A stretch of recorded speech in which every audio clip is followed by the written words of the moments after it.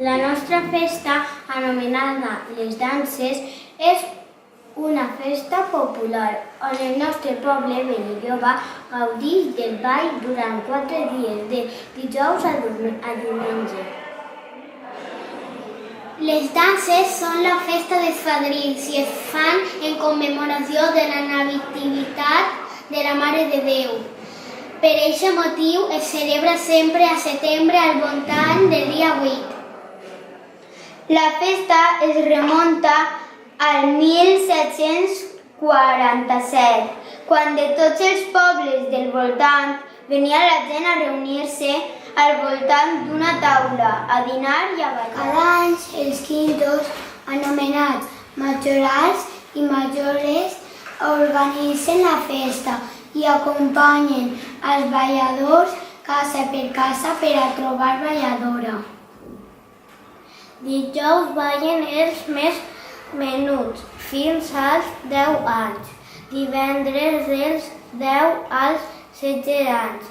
Dissabte els adults i el diumenge ballen els majorals i majorales. Cada dia el cap de dansa està format per un grup diferent de parelles. Solen tindre la mateixa edat. És el xic que treu a la xica a ballar. No està massa ben vist que una xica no accepte i es negui. De fet, quan això passa, tota la plaça xiula i crida. Com diem en Benilloba, ballar no és casar-se. La dansana i el tabal són els instruments que acompanyen els balladors i balladores. La dansaina fa la música i el tabal marca el ritme. El dolçainer sempre ha sigut foraster. Durant molts anys venien de Callosa d'en Sarrià. En 1986 va vindre Paco Bessó per primera vegada i fins avui no ha deixat mai de tocar-nos els dansos 30 anys seguits. La peça típica que ballem i la més coneguda és la perereta. El ball no té massa complicació i per aquest motiu balla tot el poble o quasi tot.